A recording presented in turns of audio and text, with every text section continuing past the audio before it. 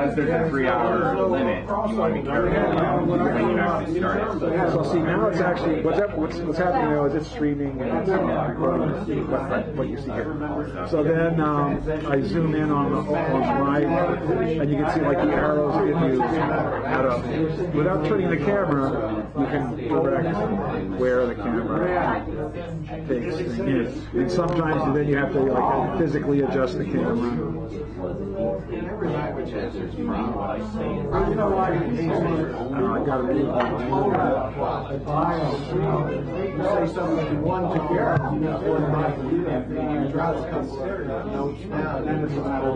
like this, you either use the things for the camera or you do these things. So you're not even, at this point, you're not even touching the camera, you're just telling the camera what part of its view you want to focus in on.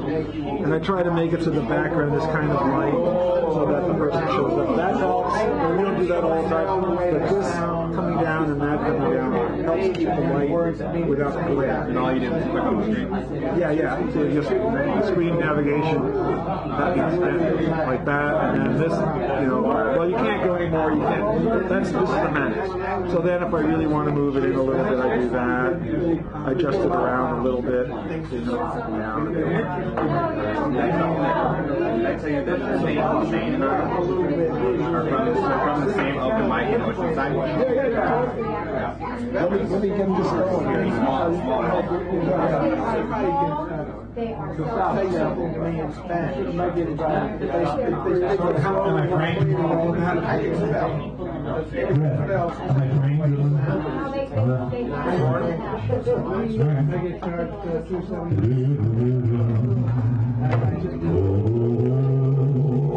I never weep at night. I can't go on. Remember that song? How do you remember that song? Was it the Papas? Yeah.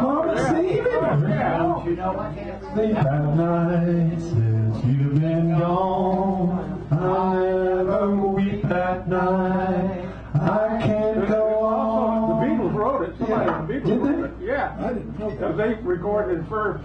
And then the Mama. Oh, that's right. That's right. I remember that. I heard that. And I was supposed to find it. Lennon and McCartney probably wrote it. Okay, so here we go, ladies and gentlemen. Welcome to Sacred Grounds. Give yourself a round of applause for being here and still alive in this wonderful world of ours, which is not as wonderful as we thought it might be, but it should be getting better as time goes on.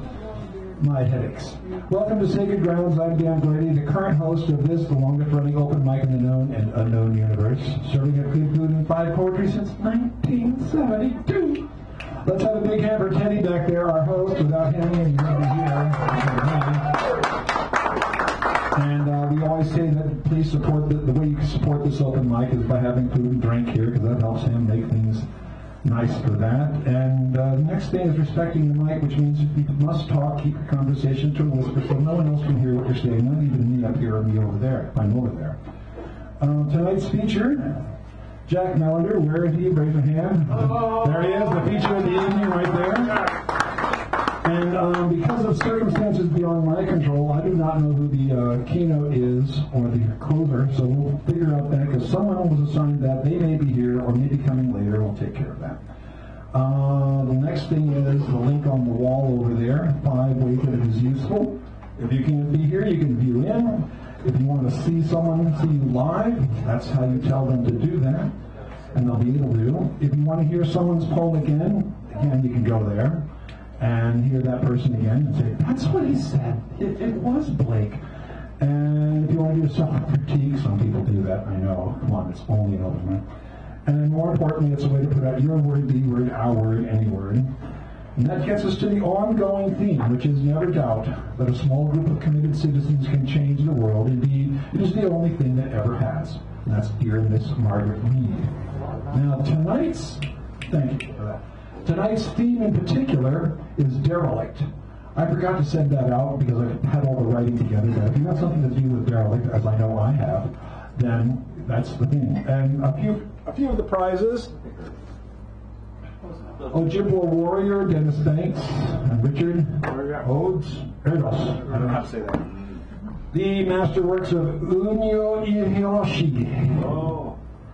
Now, they have plates in here that are very nice, but also descriptions of when they were made and things like that. So very nice. You want to know what's in your jeans? I'm not talking about me. We got Jack Kerouac on the Road. Wishes, Lies, and Dream by Kenneth Koch. Boy, we've got some hot stuff here tonight.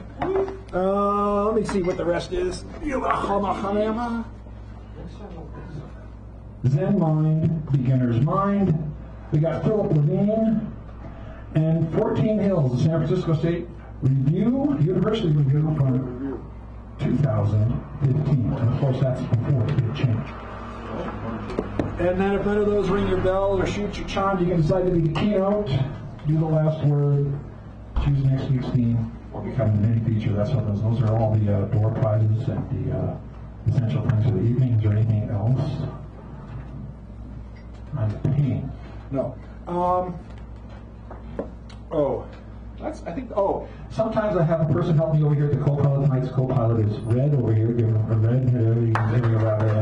So that'll happen from time to time. And Richard Sanderell and Greg Pond took my place last week, and I saw the film. They saw the film. So other people saw the film. And they thought they did a pretty good job. Except for the underwear adventure. I don't know what was up with that. Hey, he said he wasn't going to tell you about it. I'm sorry. That was the expurgated film versions due on CNS News. C Not News. Remember that? C Not News? CBS. BS. BS. All right, so now if the keynote is here and they haven't told me, then we don't have the keynote, or I don't know who they are. Well, it never got his eye. All right, well then, since we don't have that, if they do show up, they'll let me know. Max, give Max a round of applause. He is up first, and then we'll take care of more things.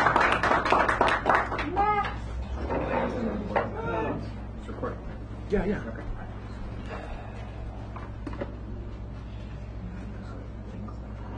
Oh no, this isn't the class. Good evening, everybody.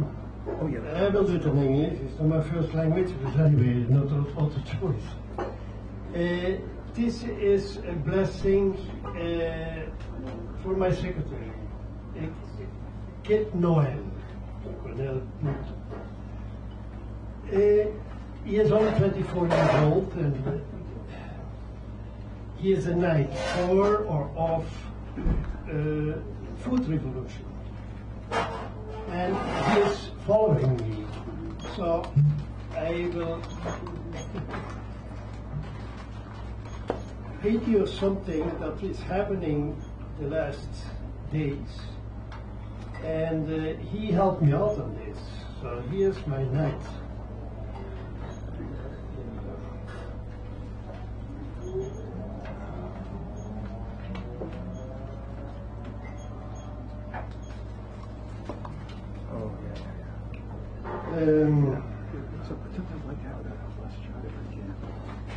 So there is a guy happening on Saturday the 15th. Let's get ready. This is a giant step in our organic food revolution tax. I have here an answer from the restaurant, from the Bull, the market. Road. Sounds great. Probably do it on Saturday with the barbecue in front. Let's shoot for the 15th of April.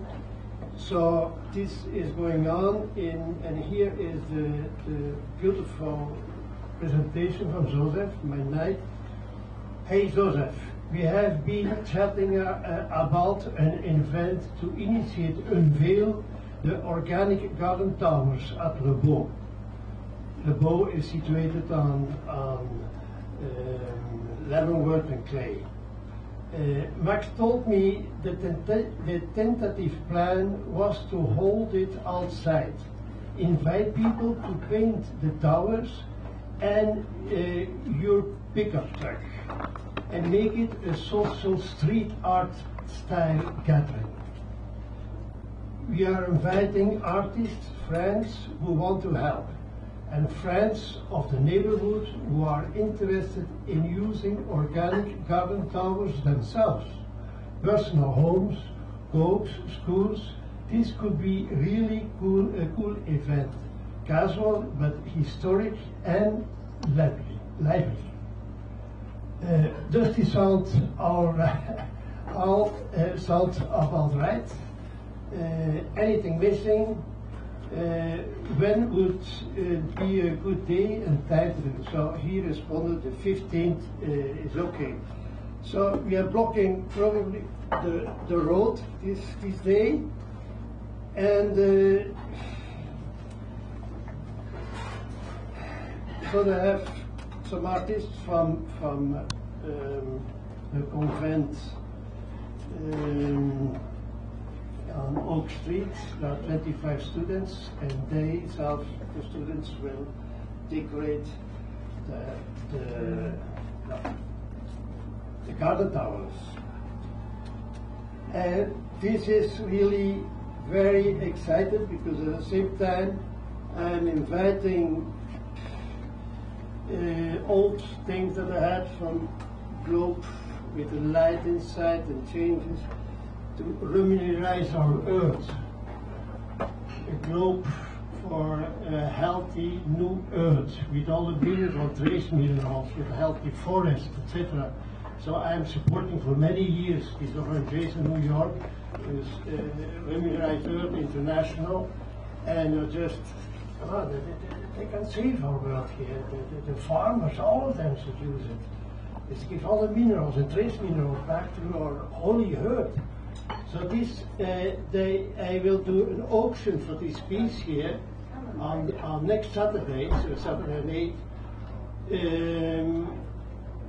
I start on $100,000. There are people invited, like the designer of Apple, I've Google, big shots. So we have to collect money to reminize the earth for the garden towers going on rooftops, for shelters, homes, etc., that they can have their own vertical growing system, modern, functional, and that they can enjoy a different life. All right. Your time is up here. So. Thank you. All right. Thank you, Max. The reports. All right. So let me just go through this. We have the next five. We have Gary, Dale, Buford, Karen, Brett, Stephanie, and Lewis. That's more than the next five. Gary? Gary's outside. Oh. Which one is Gary? Gary. Gary. Whoa. Just what? Gary, Indiana. Gary, Indiana. Huh? Gary. Very few people know that. Give her a... Huh? Well, I know, we just talked. All right, here we go, ladies and gentlemen. I had all the answers. And then life raped me of all the questions. So how I stopped worrying and learned to love our Führer, Donald Trump. Donald Trump hired me as your sex apprentice. Don't betray our love for politics turned showbiz. Who cares how high the rent Putin pays on your booty is? I want to give birth to Trump babies. I want to itch with Trump brand scabies. I'm running crazy in the streets with Trump political rabies. Oh, Donald, take me away from rabble with neurotic undertones of your babble. Because you speak in a tortured ideological scrabble, while the media mangle and grope and grapple. Listening to you is like hearing Adam eat the apple, spraying juice all over himself like mango snapple. Don't build a wall between your heart and mine, you Republican queen. I promise, me raping you is just a dream. It's true, I do want to immigrate into you, you sexy man. Don't worry, I'm 100% not Mexican, so don't whip that thing out again. my Trump. I want to finger and stroke that dead yellow animal taxidermied and entombed on your head while we line the Waldorf Astoria presidential suites bed. The Congress hears of our passionate thrills. I'm sure they'll have Goldman Sachs pay our room service bills. Your politics are heinous, and your policies pain us. Oh, but I want your maniacal rhetoric shoved up my anus.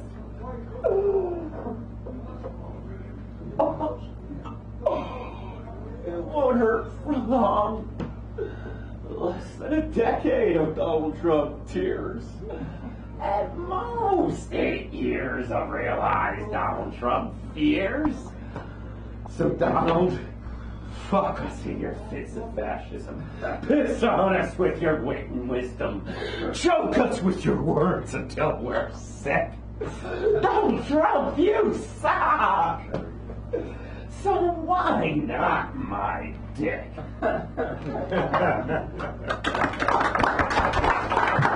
Trump rabies, you can Google it. 1 and 2 on Trump rabies as a YouTube search, 1 on Google, 1 and 5 on Yahoo, blah, blah, blah, blah, blah. My next piece will hopefully be fast enough so I don't get even more hated by Dan Brady. It's called A Letter to My Revolutionary Comrade. I thought it was burning for Bernie, but it turned out to be the chlamydia. If I told you I voted for Hillary, would that get rid of you? You say it doesn't matter if we vote. It's always the same boot on our throat. The barrel of the gun decides who lives and who dies. They're all just two sides of the same coin that you want to spend. An argument over money cost me a friend. Thank you. Thank you. That's Gary. All right. And now we have a stellar visitor, a person passing through proverbially. Dale Jensen, come on up here. We haven't seen him in 1,000,000 years.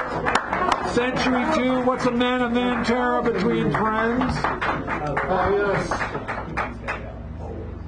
Okay, this is sort of a poem about politicians. And a lot of the stuff that I do is cut up, so it doesn't make literal sense. It doesn't make literal sense. Roll.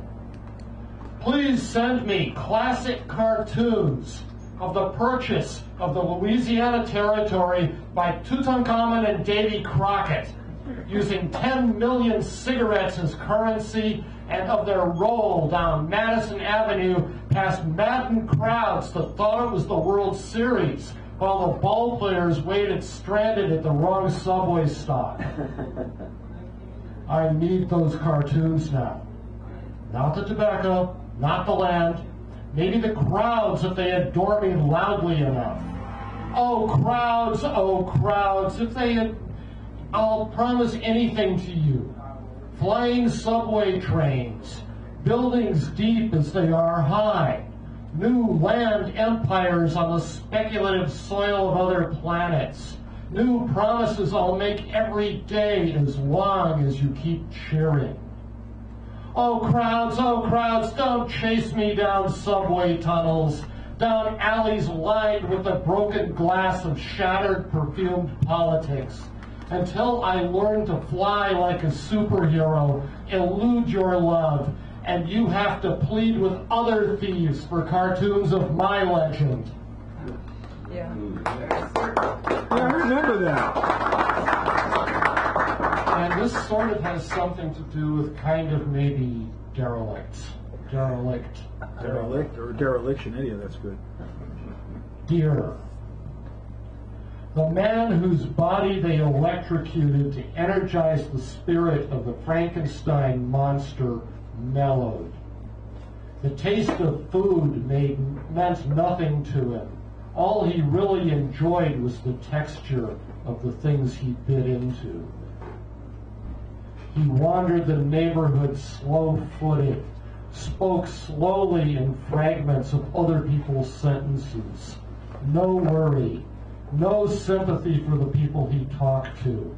And when they went home to their various houses, none of them could remember anything he'd said, nor could he.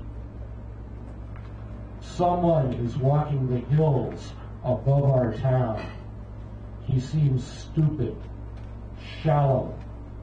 All people hear out of his mouth is grunting, but it's all the agony, all the concentrated joy that distracts in his voice.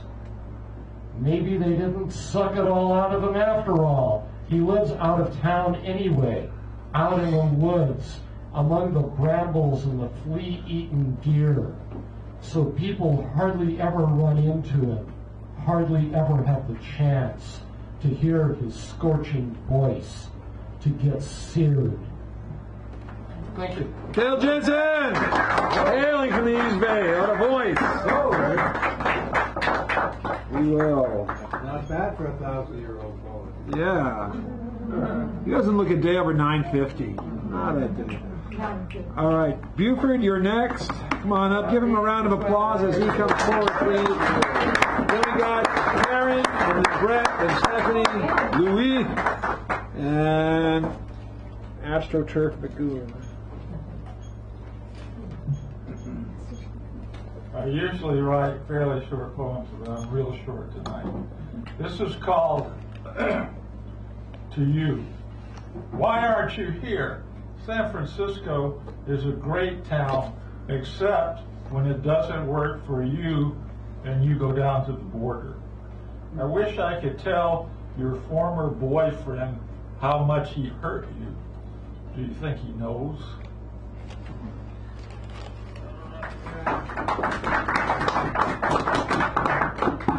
This is called In 4 or 5 Years. In 4 or 5 years, I'm going to be really old. If I'm not that already, I get tired from working now. Imagine then.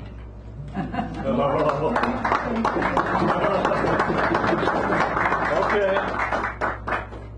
The Giants aren't in town. Somebody was worried about me being here because I usually don't come when the Giants are in town. They're just on TV, so that's about this.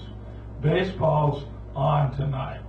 Baseball's on tonight, and I'm not watching it. Yeah. There are too many sports teams in this town. Just kidding. At least the game's not at AT&T Park.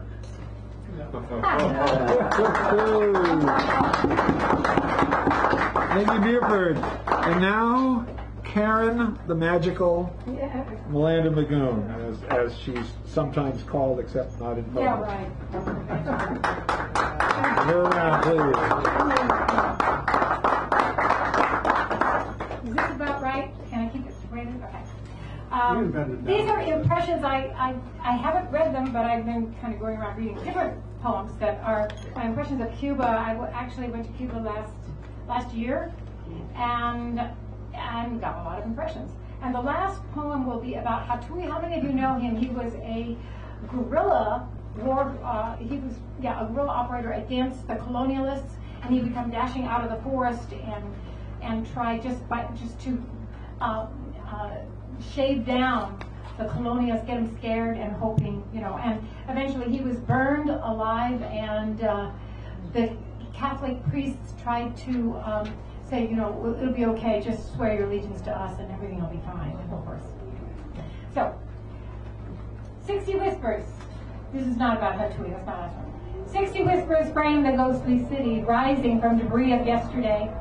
60 whispers argue over history, rabble sidewalks, dream against the sea.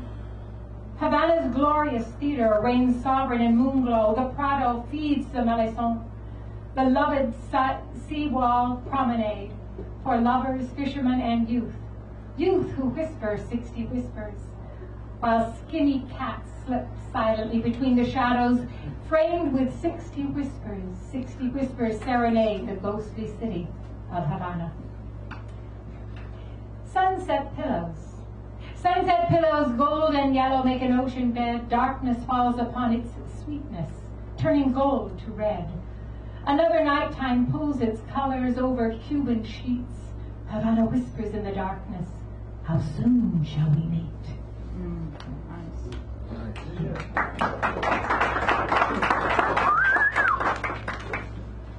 Cuban Spanish. Listen to Cuban Spanish, listen to the vowels, nuances in minor scales, listen to Cuban speech, informing all its music with the beat of history. Palm trees bend in melancholy, coffee hangs. Coffee drips through hanging sacks, saturated in water, boiled in sugar. Cigars made of tobacco leaf, dried and fermented in humid heat. Winds continue whispering melodies and incantations set in Cuban Spanish. You have to go sometime and sit out there in a plantation where they're dripping this coffee through, and you can't have coffee unless it's saturated in sugar. Okay. Hatui, hero of Cuba. Sorry, this is all very tiny, like 11 font.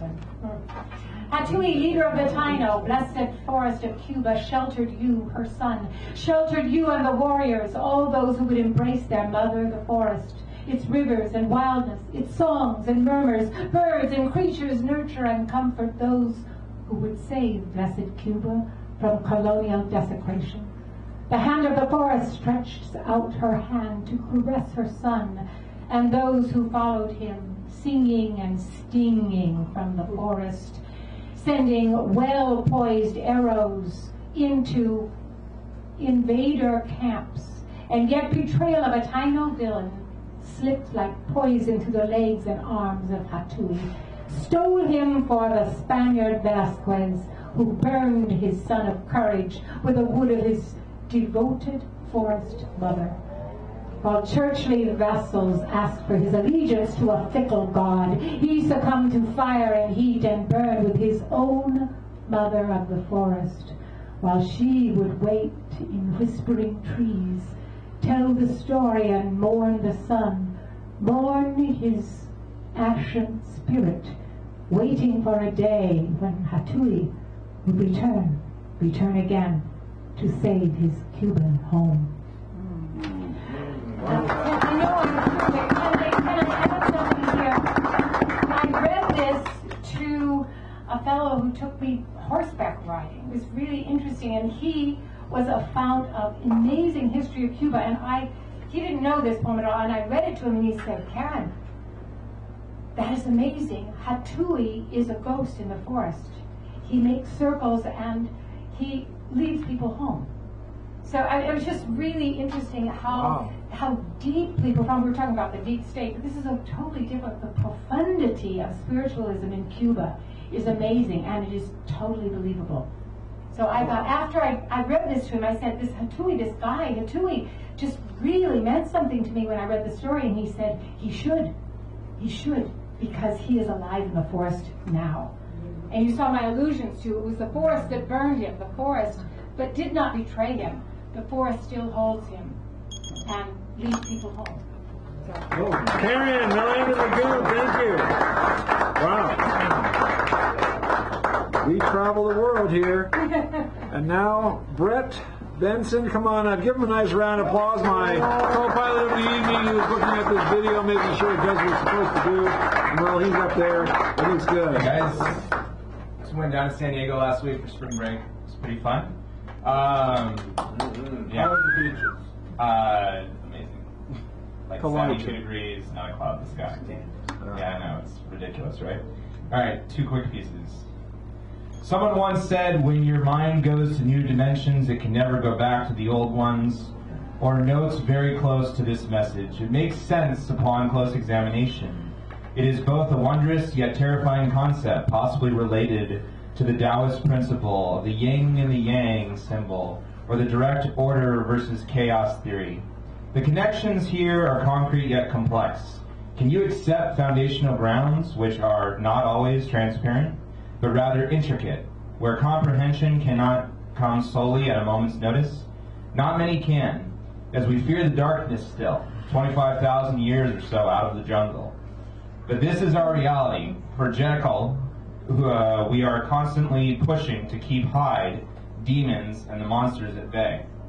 Dr. Jordan Peterson at the University of Toronto says you must face your deepest, darkest fears head-on in order to slay the dragon. He might go on to say that it should not be taken 100% literally, as you shouldn't go face-to-face with a grizzly bear if that is your darkest, deepest, most treacherous horror. On the contrary, if you have a fear, social anxiety of going out in public, maybe one could take small steps to go out in public and attempt to destroy said fear. It may take a while, with a few different attempts, a trial and error of sorts, but we must try, or fear wins and existence becomes malevolent on many levels. And then the problems begin to multiply so much that they seem insurmountable. Getting to this point, sitting on the side of an unseemingly impenetrable past eats us alive. Why are we so afraid of death, failure, humiliation, and the like? My guess is that we want to pretend to have some control over the universe and our individual lives. Some people fear the illumination. I say, screw it. What do we have to lose?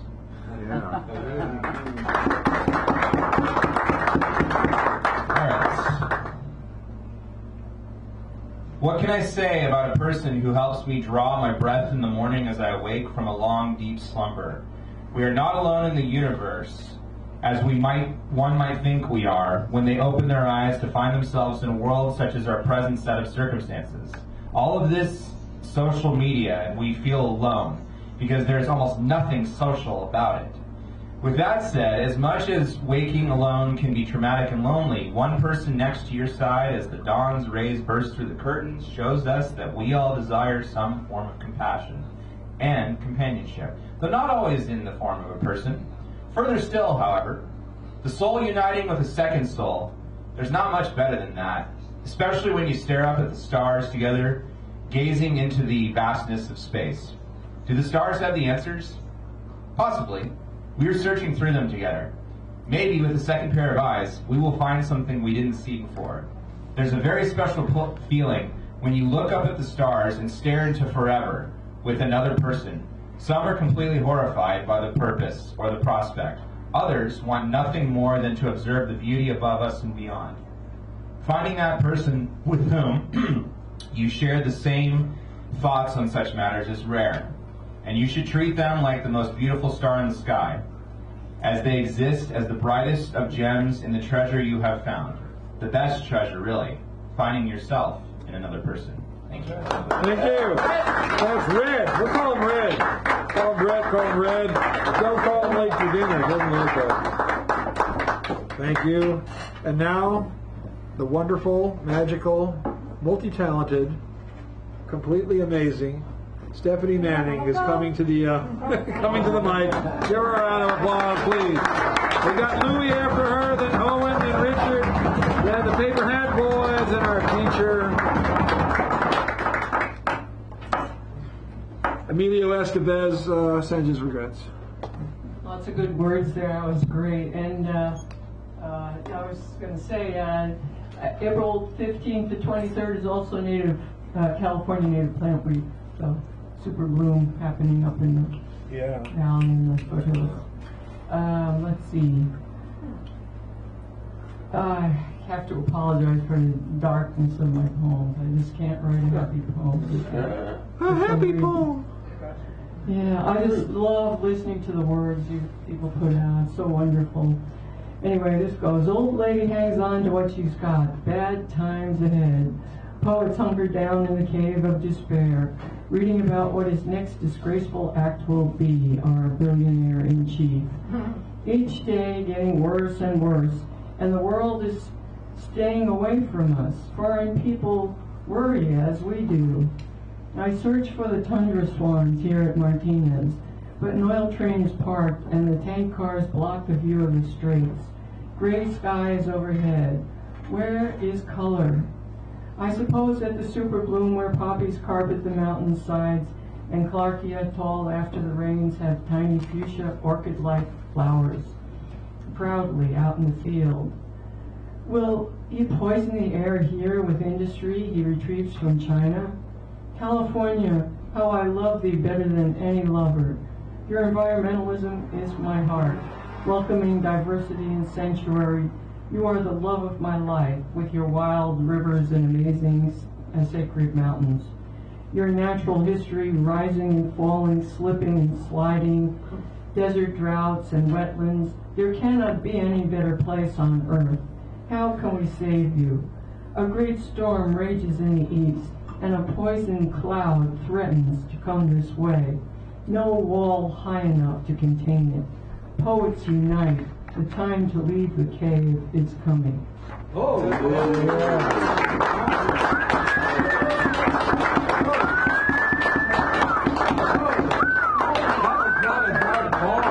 all right, Louis is next. Give him a round as he comes up here. Then we got Owen, the featured. Abraham Boys, our feature. Lauren McCall. I did a brief introduction to this piece last week, and I'm going to actually read some of it this time. And this is a piece that has risen to the top of the internet on search on court corruption.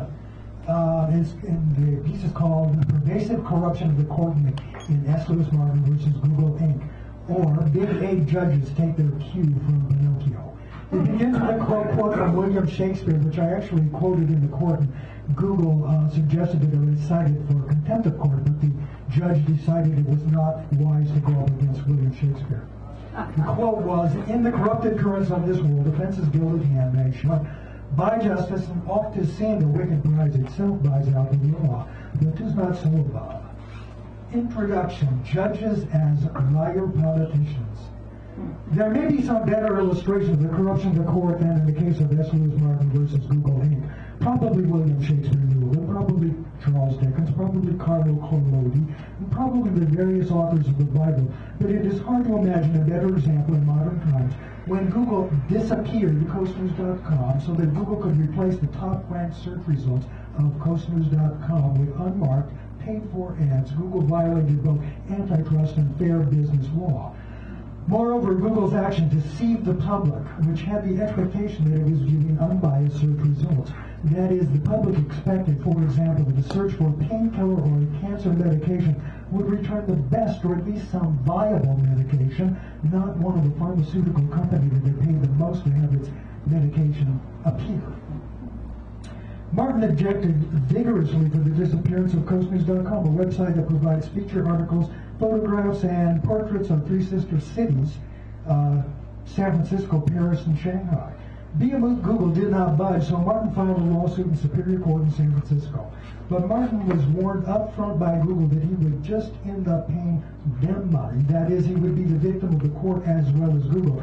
But he didn't believe that. The legal system was fundamentally fair, right? And it was obvious who had wronged whom. Google, in conjunction with the court, used California's anti-SLAPP law to cripple Martin's complaint. That is the strategic lawsuit against public participation. It purports to prevent lawsuits discouraging public participation, but in fact it is used to prevent lawsuits against businesses, typically lawsuits by individuals or small businesses against large ones. It allows a judge to toss out a lawsuit so that it never sees the light of day. Now, keeping that in mind, into the realm of the ultra unreal, imagine small business owner S. Lewis Martin being able to muzzle tech giant Google's political participation in the system. Here are the details, all of which can be seen in the court's docket, case 539972, Superior Court of San Francisco. Google, which wrote Judge Ernest Goldsmith's order granting the motion to strike, stated that Martin failed to file an opposition to its motion to strike the case. Martin did file an opposition to strike the case. It is in the court docket. But in fact, no opposition is even required by the anti-SLAPP measure. What is required is the judge determine that there is a probability that Martin would prevail in such a lawsuit. Let's skip this. Goldsmith did nothing whatsoever to determine this. He did not even read the pleadings filed by Martin, and in fact suppressed 5 out of 7 of them from public view without explanation. Moreover, he did not ask a single question of Martin. He did not think or judge. He simply made the decision to perjure himself. Let me skip ahead here. On 30 April 2015, Martin filed a motion to vacate the judgment, and on 29 June 2015, the motion was denied by Judge Joseph Quinn, with Google writing the order denying the motion, stating falsely that Martin failed to address CCP 663, which states the requirements for vacating a judgment. Martin did in fact address CCP 663. The transcripts of the court proceedings show that Martin exhaustively addressed CCP 663. A commission that has not read its charter. What kind of justice is served when defendants are allowed to write their own judgments, and the judgments they write clearly contain lies? In short, Google's gilded hand was able to show its high justice. And when a complaint was filed with the Commission on Judicial Performance, Martin was told this by letter. They do not respond any other way. The complaint addressed in part against involves legal rulings made by a judge. Ordinarily, individual rulings are not a basis for review by this court. I mean, skip ahead. This is a very long document, so I'm going to just skip ahead here. Controlling the page. These judges were of the big ape of the gorilla tribe described by Carlo Collodi and Pinocchio. Their lies not only had long noses, they had short feet as well. It is rumored that both Goldsmith and Quinn had to be carried to freight elevator doors to exit the court following the hearings, as their lies were catching up with them so rapidly, and their long noses prevented them from using the regular doors. Moreover, it was said that by the time Goldsmith got to his car, he had already grown donkey ears and was braying. Thank you. Straight out of the There we go. A caricature, a living being. All right. Thank you, Louis. Owen, then the Sanderell. Owen, come on up. Give him a round of applause as he comes forward.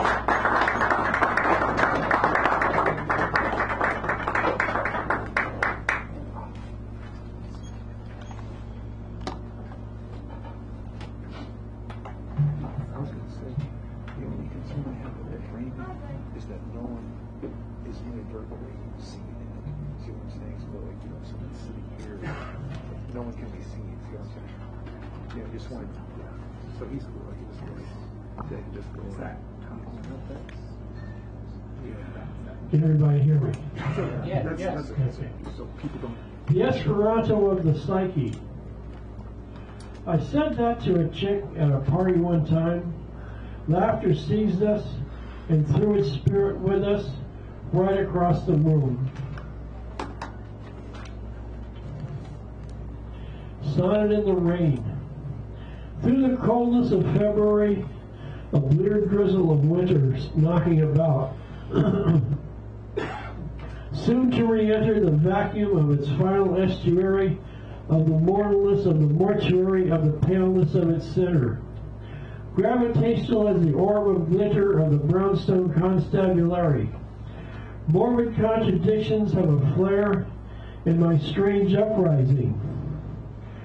Being in nothingness to care for a Hay Street dalliance of compromising about myself and others, well, sometimes, and in April, maybe another.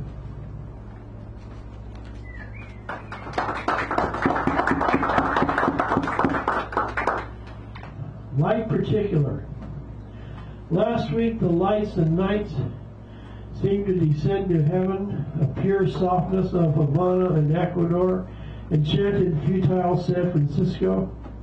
Isles and inlets so red I know not where, that have come from and praised other and outmost hemispheres, and other heavens of other spheres of sparse rhyme.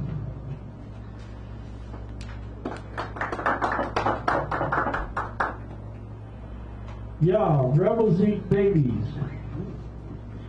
Hanging all John Woodall, I told you there are 9 muses. I can talk to you like a semicolon. I can think of a phrase that has been forbidden to fly to the sun, but has to walk in the must be quiet or the must be clever in back of the UN. Talk as a poem in a dappy-dazzy Ivy League suit. It should.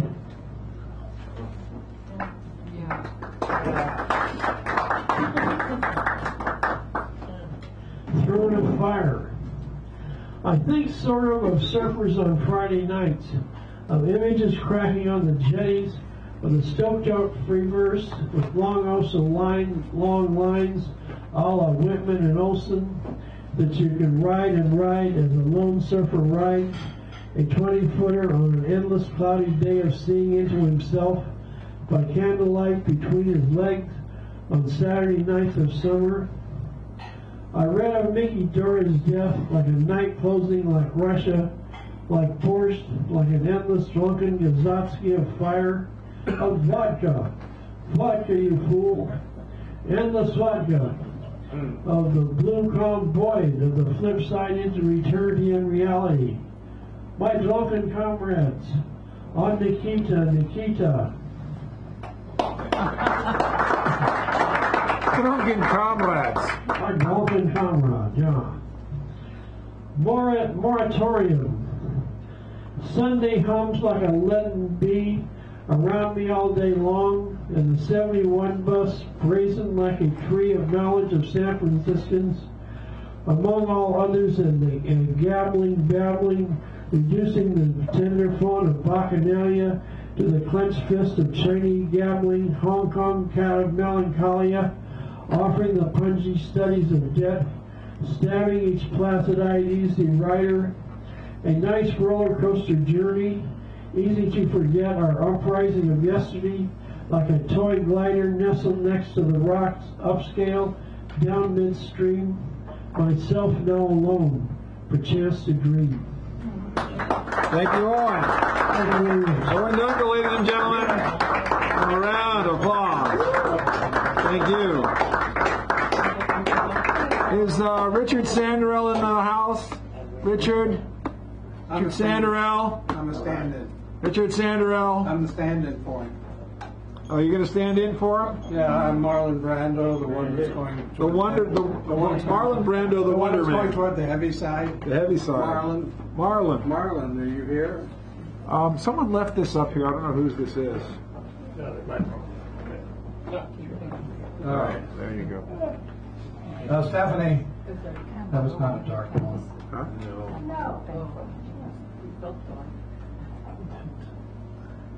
Right on, it was needed. Innate primitive. I admit there are days where citizens of USA drive me to my innate primitive, where lashing out never works. In a documentary about Earth Day's beginning, a citizen waiting in the gas line says, I can't see USA running out of anything. Well, maybe I'm prejudiced that way, but I think USA should have plenty of anything. During the Vietnam War, when students are murdered by USA's forces, some for just going to one class to another, people in the cafeteria where I worked, J.C. Penney, cheered and said too bad more weren't killed. Parents wishing their protesting children dead.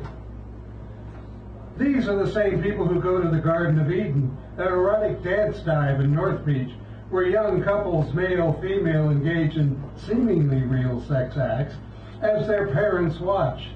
Specs has steps leading up to the side door where you could watch. These are the same holy people who believe in their God has a right to judge. So say nothing when we napalm, cluster, phosphorus bomb, Agent Orange sprayed all over the land waterways of the people of Vietnam. After all, they're godless commies. What would their God say about this behavior? Ouch. Indeed, what goes on in the deepest recesses of USA's mind? There's nothing wrong with your innate primitive. It's what we do with it when it shows up.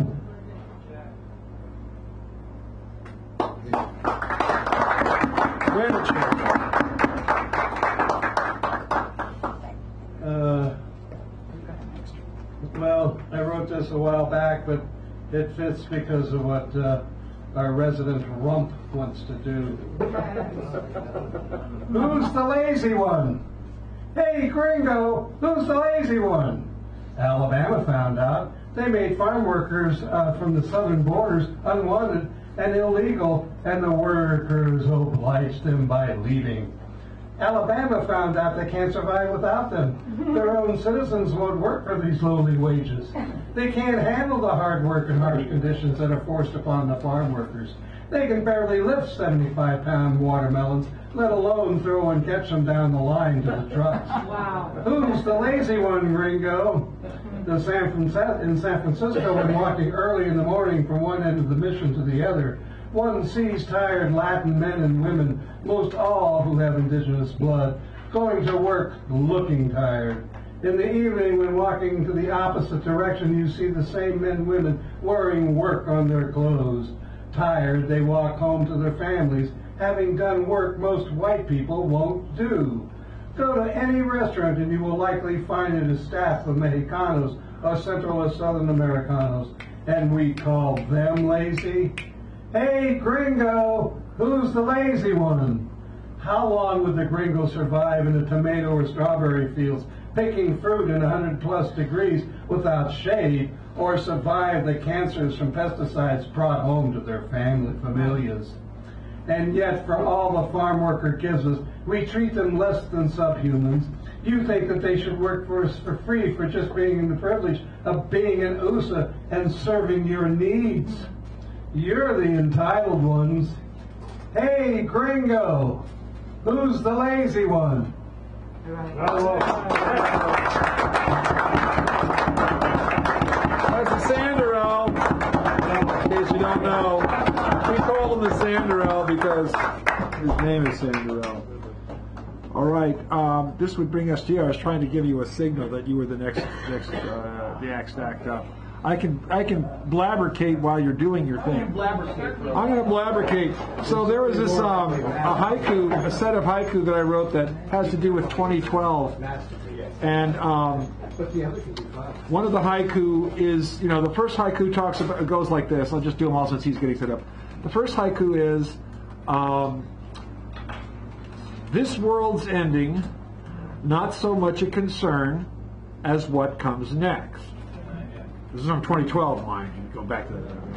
Second haiku was, building a new planet, just possibly easier than fixing this mess. Now the third haiku goes like this. I didn't want to leave anybody hanging. New planet recipe. Start with nickel iron, bring to a boil, add ice as needed. Okay. Now my friend added a fourth line to the last one, so now the last one is no longer a haiku, but it goes like this. New planet recipe. Start with nickel iron, bring to a boil, add ice as needed, serves 10 billion. Oh. See that last line? I like that last line. Serves 10 billion. It worked. I love that.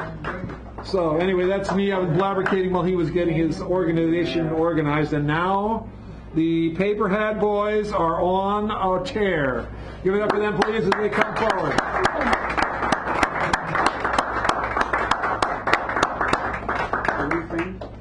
Yes, you are framed, but stay close to the mic. That's all I'm saying. Oh, you're looking at both things. Oh, that's cute. Do that some more. Put a little leg action in there. All right. Don't take direction. Do not listen to me. I don't even do that. Good evening, Sacred Grounds. Good evening. About 26 years ago, I wrote version 1 of this poem, and about 13 years ago, this young man and myself turned it into a slam poem, and probably about 26 years after I'm gone, all people will have to do is plug in the current names, and it will still be as it was in the beginning. Nice. It's a poem called Do You Want Fries With That? I said, hey, hey, hey, yeah. I said, hey, hey, hey, yeah. Now you go diddy. No, you go diddy. I say, you go diddy. No, you say diddy. I say, bump, bump. Diddy bump, bump. Bump, bump. Diddy bump, bump. Diddy. Bump, bump. Diddy bump, bump. Bump, bump. Diddy bump, bump. Hamburger. Hamburger. Cheeseburger. Cheeseburger. Fries. I said, do you want fries with that? Do you want fries with that? Do you want fries with that? Do you want fries with that? Tell me now. Tell me now. Because I know I gotta ring it up. Ring it up. Will you buy more if I play background music? Will you keep buying more if I crank up the volume? Tell me now. Tell me now. Because I don't have much time. The management's looking and you gotta move aside. Gotta move aside. Gotta move aside. For the next one in line. Read this paper. Follow those sports. Don't even think about just making up reports. There's no recession. Where'd you hear that? You just get more sizzle when you heat up the fat. So, do you want fries with that? No, do you want fries? Do you want fries with that? Do you want fries with that? Don't worry about it, because I got your side. The management pays me to take you for a ride. The military budget makes economy fail. Obama knows Osama hides with skull and bones in Yale. The rats in the alley have all begun to bail. And no one down on Wall Street will ever go to jail. They moved all their money from the banks that have failed. The winds are getting cold. The dream is getting old. And it's time to wail.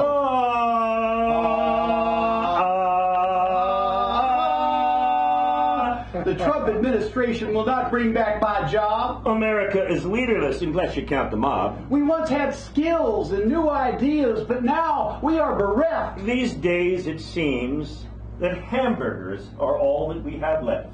I said, do you want fries with that? Do you want health care with that? It's all broken, that's a fact. Do you want Exxon with that? Like adding oil to burning fat. Do you want a wall with that? Oh, his hands are too small for that. Do you want Steve Bannon with that? I'd rather hear a yowling cat. Do you want tweets with that? He's got eye holes in the sheets for that. Do you want Putin with that? Depends on who you're shooting at. Do you want Jesus with that? I'll need anesthesia with that.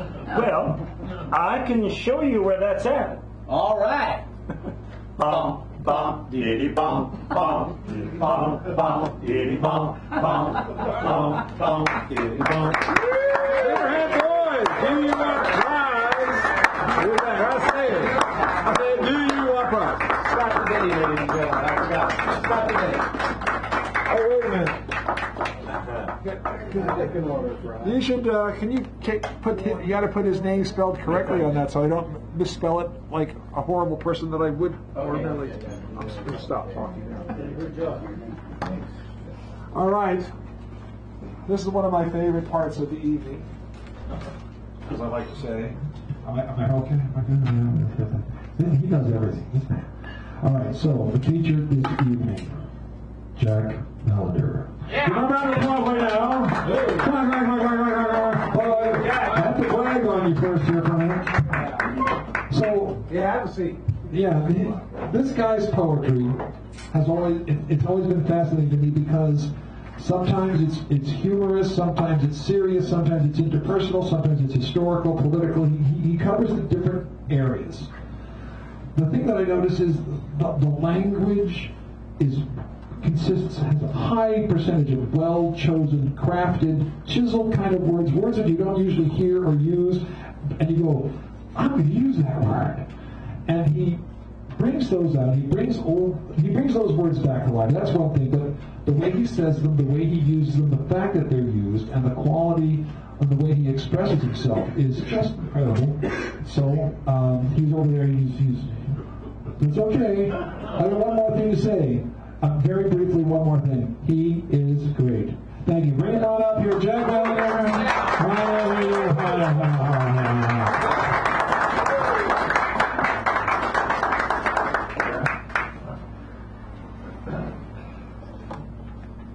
You gotta keep on feeling, even when it was me reading, because I can't just not feel anymore. Blues.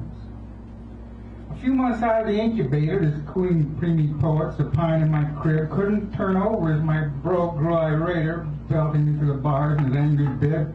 Despite the lyric impulse, born of joy, it may turn it into a worse little boy. Gotta keep on feeling even when it is me reading, because I can't just not feel anymore. Blues. I turned mean early. I had no chance to really live. Who showed newer rose that's perfidy. But I lightened up when they appeared to forgive, seeing me draw Dad's rages helplessly. He sometimes whipped his son into drunken ire. I like to take him swimming through fancy's fire. My bros came down to the basement one day, told me no more Flash Gordon would we play. They'd let Dad talk on his studying tech. He said imagination was imaginary track. So for sci-fi novels alone in that room, my playmates left me in the basement gloom. Gotta keep on feeling even when it leaves me breathing till I can't just not feel anymore. Blues. Dreams, co-star with my friend from the street, that improv play, interpreting TV, our concerted inspirations fed hilarity. So I naturally figured it'd be real neat to have him be my flame since kindergarten. Wider liking him instead of me so disheartened. I started fighting when she got beat. Gotta keep on feeling, even when it leaves me feeling, because I can't just not feel anymore. Blues. My dad, mostly gone, moved us thrice in succession. Huge old houses, some ghetto neighborhood, where black or white bullies at their discretion on the street or in class beat up stunned me. Good. My kid brothers, though, didn't take defeat so hard, but fought him to a standstill in our front yard. How could I have thought, if I'd become who I was born, and had folks who shared a spirit of lyrical romance, to have merited so roundly all my peers' epic scorn? A brash pacifism was identity's best chance. One of sympathetic friends would help me keep track of preliminaries I think he was black.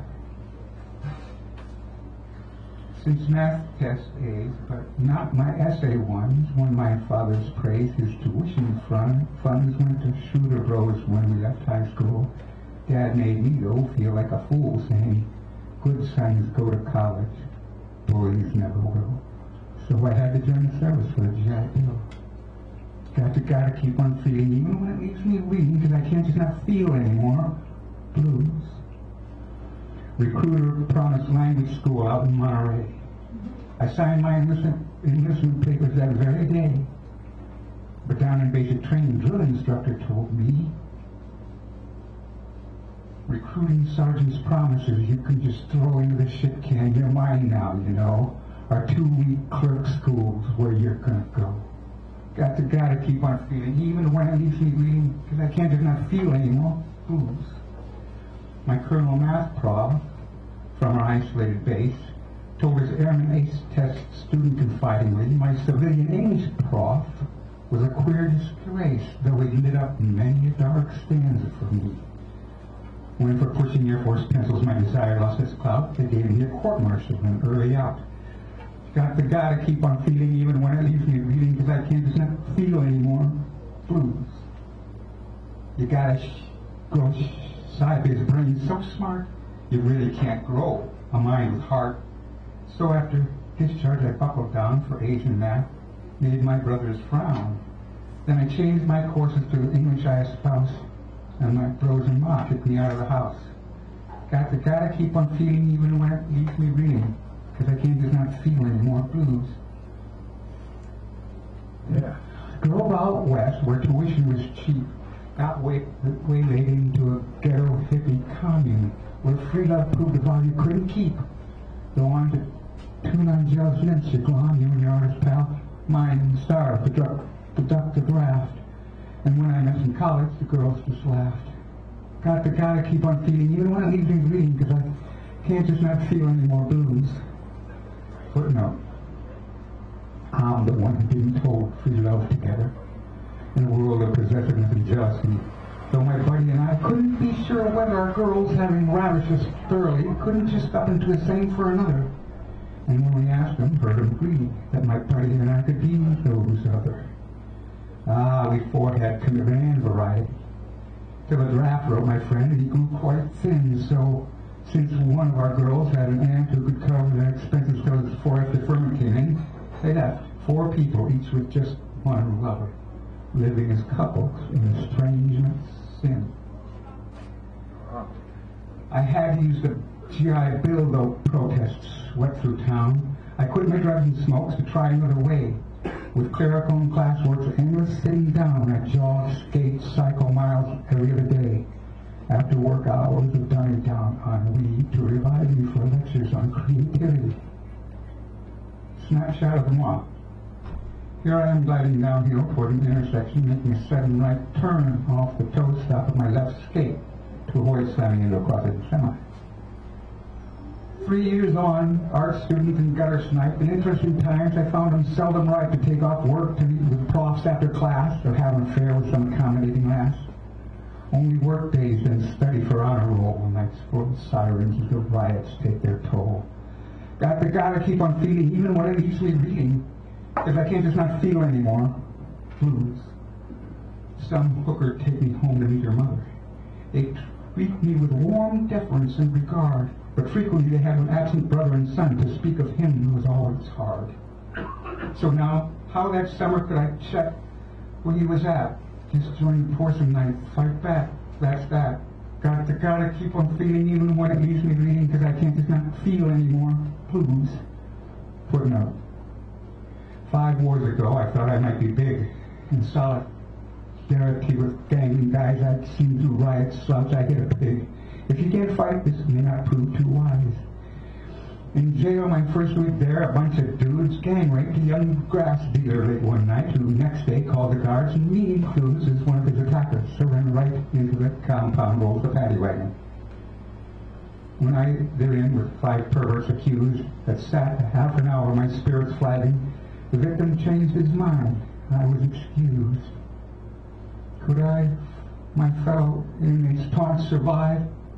One turned me on the pumping iron. He, Gene Black, desired I stay alive. Who wonder why? Still pumping iron.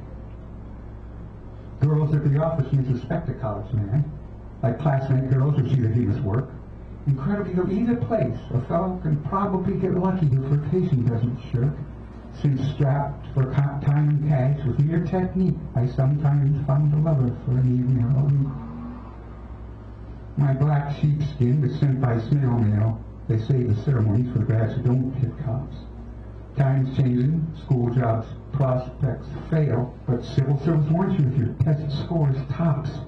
Humanities scholars toiling far afield, so happy for a gig that misses nothing but well-heeled. Snapshot of moi. These are the new class of SSI benefit authorizers. Bachelors to doctors who couldn't find work in their fields, chairs in an oval. Behind the desk at one end stands the head of the Western Division. I now stand in my turn, stating name, college, field of study, creative writing, at which she laughs. The only pursuit that gets that reaction. Gotta keep on feeding even when it leaves me reading, because I can't just not feel any more blues. Out of desperation, but idyllically, as I seem to have tuition benefits left, took some manuscripts to the university onto a prof's desk to stack them to heft. With my low GPA, I didn't think he'd give a damn. But it's there, it was my ticket to the grad program. Gotta keep on feeding, even when it leaves me reading, because I can't just not feel any more blues. I was 2 more years in full-time academia, low pay, part-time desk work again, when the government cut off the money stream, so I dropped out, shipped out with lonely men on a 12-month voyage in the Merchant Marine. Then I made it back to the campus scene. Gotta keep on feeding, even when it leaves me reading, because I can just not feel anymore. My friends, our girls, and my hippie menage once went this monkish scholar Casanova Panache, whose sporadic lovers now made such a sparse collage that I took a logic course and impressed a babe, my gosh. When I had somehow caught the acute singer's eye and I ran into each other, I was too little shy. Gotta keep on feeding even when it leaves me reading, because I can't just not feel any more blues. When your discharge and rap sheet trump also the MA and another year of classes and some loans with you, it'll take you 8 years of clerk's wages to repay, since Fed jobs aren't PC enough now ever to pursue. All claim as young men the title of master. In keeping which art types court total disaster. Gotta keep on feeling even when it leaves me reading, because I can't just not feel any more blues. Snapshots without moi. These photos are 2 graduation ceremonies, SF State 75, UCB 84. Your poetry major wasn't invited. That working student couldn't attend. Yours today, a technicality. No gown for him or any hood. No traipse across the stage with his peers. Footnote. And far the most humiliating scene I've ever endured, the real living end, young Laura, Ruby, Tootie, Cutie, mean. Then, her lemonade squeeze, my guts mad biker friend, and I are away, we wended toward the tall and crusted town. We escalating up from Subway towards Three Stooges Festival. Chicano cat, who'd one too many accosted me and wouldn't let me pass. I sidestepped, ran 5 paces, turned around like a fool. I called him ass, but learned with what attacking rage he burned. As soon as I began exchanging blows with him, my motorcycle pal emerged who jumped him. From the crowd there then arose a further swarthy taller. When I urged my friend to let me have my fights, they knew that I'll go with it him. As their fist reigned, this one, I'll call him though I never knew, resumed his work to keep me entertained. As student, swimmer, skater, clerk may fight, I stood and fought him, even he did me. 'Twas several minutes gone into the night until I knew I'd not the winner be. I made a bleak, half-hearted lurch to flee. He turned our battle into run one. He tired. Again the odds weighed evenly. Somewhere distant Jerry shared such fun. Somewhere nearby Laura sweetly wept. A quizzical surprise lit my foe's grin. It seemed as though I actually kept my end up. Then the brain police stepped in, attacking as pigs will in outside odds, while charging us as pigs will from behind. One grabbed my belt. I cursed his porcine gods, his chains, his bars, his heart so young one blind. They sorted us by seeming sides, then bade us sit on a low concrete retaining wall. They checked IDs, bestowed no accolade to ask me whence I hailed, the winner call. But balmy Jerry said, "Stop crying, Laura." I hear him said, "Stop crying, Laura," too. But ne'er was saying when she donned her aura, nor pressing charges something we could do. Except for one, the pigs let us all go, except the hombre I'd been flailing at. He wore no guns, no cages kept, and he fought me clean, alone, up front, no rat. But since he had a prior, he got hauled away. And all because of me, but she, that biker's imp, said I should not be called a Wistow anymore, and frowned at me, a Kleenex patting gently on my brow. Then Jer, his lover Laura, I resumed our way. She led a goddess from the prow of some old ship I trailed, soul entombed. The only right or privilege my parchment confers that isn't canceled out by my follies and crimes is this eternal youth, the credential ensures. But you get that without school, using just a rhyme. Avoid the shame and disrespect, years study getting hornier, where hard dreams come true easy here in sunny California. Gotta keep on feeling even when it leaves me reading, because I can't just not feel anymore. Blues. Political coda. Most citizens acknowledge reparations are owed to Native Americans by our old Uncle Sam, and the poor homeowners under tax burden owed would do for relief. But our sold-out leaders' scam could grant the first wish only while the gambling legalized. The second just with industry's big tax break prize. Gotta keep on feeling even when it leaves me reading, because I can't just not feel anymore. Blues. Envoy, drugs from within. When Gray Hill skaters learn to cheat and motorize the old two-wheeler, endorphin high they thought so neat becomes adrenal thrill, much realer. If you prefer drugs from within, you too might try adrenaline. Floods you out upon Honda, feelings few when you grow fonder. Of course one wants, when one reflects, hormonal joys that come with sex. Woodstock makes workout friends most blush who relish an endorphin rush. That's down there. Get that blues.